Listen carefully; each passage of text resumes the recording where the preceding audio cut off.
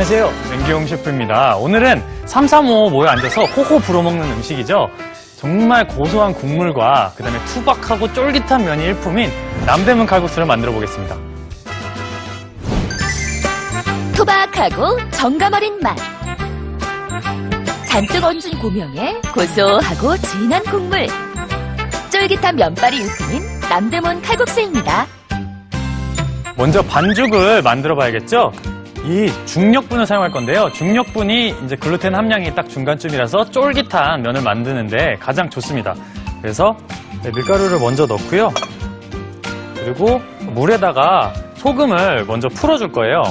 이 소금을 풀어주는 이유는 이 소금이 밀가루 반죽에 들어가서 밀가루 글루텐 형성이라고 하는 게 있는데요. 밀가루 면을 더 쫄깃하게 만들어주는 역할을 합니다. 그래서 이 정도 만들어주고요. 약간 반죽은 되게 할 거거든요. 되게 하는 이유는 그 남대문 칼국수의 특유의 쫄깃함이 우리가 보통 만드는 칼국수보다는 좀 반죽이 된 편이에요. 그래서 저도 최대한 비슷하게 하기 위해서 되게 할 거고요. 이 칼국수 반죽을 이렇게 하다 보면 좀 팔 힘이 많이 들거든요. 그래서 이래서 칼국수 집에는 꼭 남자분들이 반죽을 하는구나 알 수가 있습니다. 자, 보시면 단단한 찰흙 정도? 이 정도가 됐거든요. 그래서 이거를 냉장고에다가 비닐에 싸서 숙성을 시켜줄 겁니다. 비닐에 싸서 냉장고에 넣어두면 이 안에 있는 수분이 이리저리 움직이면서 더 고루고루 반죽이 수분이 잘 퍼지게 됩니다.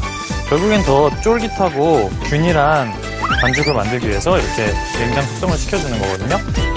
역시 남대문 칼국수 하면 이 면 못지않게 정말 그 고소하고 맛있는 그 국물이 생명이거든요. 자, 여기서 제 완판 공식 나갑니다. 맹기용 셰프의 완판 공식!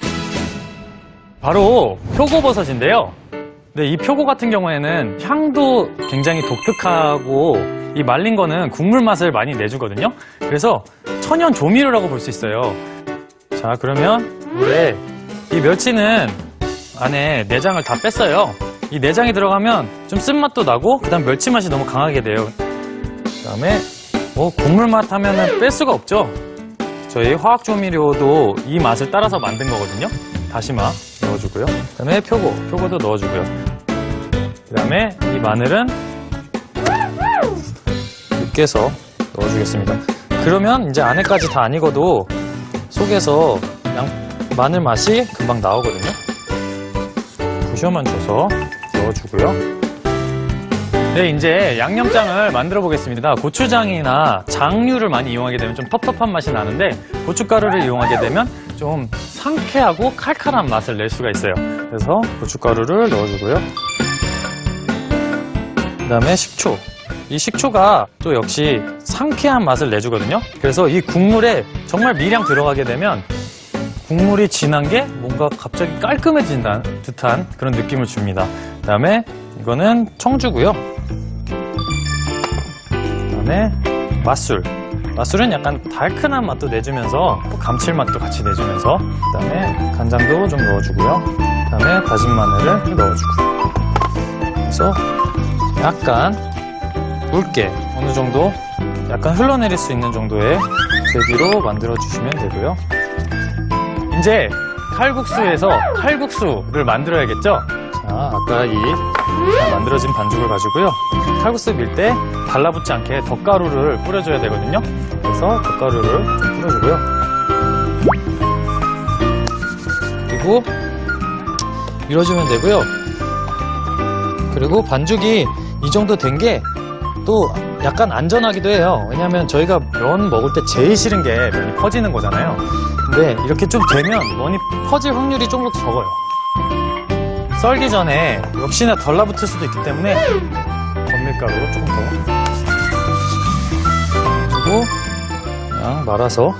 근데 이 남대문 칼국수의 좋은 점은 너무 막 잘 썰려고 노력하실 필요가 없어요. 조금 못 썰어도 남대문 칼국수니까. 네. 자, 그럼 썰어보겠습니다. 이 두께 같은 경우에는 2-3mm 정도? 그 정도로는 썰어주셔야 돼요. 자, 그러면 육수가 어느 정도 좀 우러났을 것 같은데요. 한번 보러 갈까요?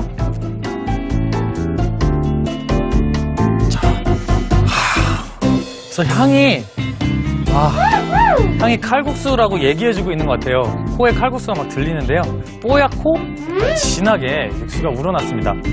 이제 이 재료들을 건져주겠습니다. 이 버섯이나 다시마 같은 거는 육수가 굉장히 빨리 우러나거든요. 특히 표고버섯 같은 거 안 말린 거 쓰실 때는 육수가 더 빨리 우러나요. 그래서 그런 거 시간 잘 맞춰주셔야 되고, 다시마는 오래 삶으면 또 쓴맛이 나오거든요. 그러니까는 15분에서 20분 사이에 다 건져내주셔야 돼요. 오, 육수 색깔이 정말 무슨 사골 같지 않아요? 이렇게. 이제 육수가 완성이 됐으니까요. 불을 3개 올려주셔야 돼요. 왜 올리시는지는 아시죠? 면을 삶을 때 불이 세지 않으면 터져버릴 수도 있어요. 자, 그러면 칼국수를 먼저 넣어주고요. 팔팔 끓는 물에 넣어주고요. 왜 얘를 안 넣지? 이제 지금 넣을게요. 누구한테 갈지 모르겠지만 이 행운의 대파도 넣어주고요. 그 다음에 호박, 단맛을 내어줄 호박까지. 어느 정도는 조금 저어줘야 되는데 너무 많이 저어주면 안 돼요. 너무 많이 저어주면 이게 다 뚝뚝 끊어질 수도 있거든요. 면발 모양이 잘 유지되도록 살살 저어둔 뒤 한 소끔 끓여줍니다. 이렇게 면이 어느 정도 익으면 지금 들깨가루를 넣어줄 건데요. 국물에 감칠맛을 좀 더해줄 거예요. 고소함도 더해주고 이제 국물 맛을 살려주는 재료거든요. 이 정도 넣어주고요. 그러면 한번 담아보겠습니다. 면이 약간 꼬이면서 약간 익으면서 굉장히 투박해졌죠? 그 다음에 우리가 열심히 낸 국물 한 방울도 버릴 수 없겠죠? 그 다음에 실파도 듬뿍 올려주고요.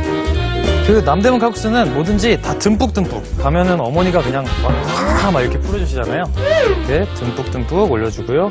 그 다음에 깨랑 후추, 그 다음에 김가루. 저는 그게 정말 포인트라고 생각하는데, 남대문에서는 양념장을 풀어주지 않아요, 절대. 이렇게 가운데 김가루에만 딱 올려줍니다. 그렇기 때문에 이게 나오면 그냥 국물도 한번 맛보고 그 다음에 섞어서도 한번 맛보고 그럴 수 있는 게 정말 포인트거든요. 자, 이렇게 해서 남대문 칼국수가 완성이 됐습니다. 깊고 구수한 국물에 쫄깃한 면발과 다양한 고명으로 맛을 가득 채운 남대문 칼국수.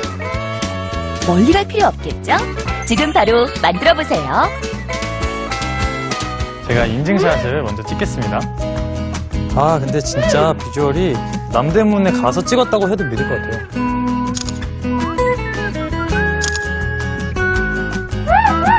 탱글탱글. 못 참겠어요. 먹어봐야겠습니다. 자, 이 남대문 칼국수 레시피가 궁금하시다면요, 최요비 홈페이지에서 확인하실 수 있습니다. 아, 제가 먹겠습니다. 비벼서.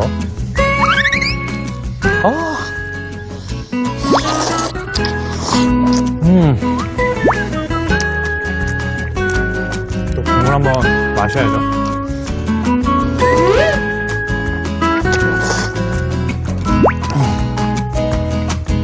아까 면에 소금을 넣어가지고 면에도 간이 잘 배 있어요. 그래서 면만 계속 씹어도 고소한 맛이 나거든요. 거기다가 이 고소한 육수에다가 좀 칼칼하고 시원한 맛 내주는 양념장, 그리고 위에 이 고명까지. 네, 맛있게 잘 먹었고요. 여러분도 집에서 칼국수가 생각나는 날에는 꼭 한번 따라서 만들어 보시기 바랍니다.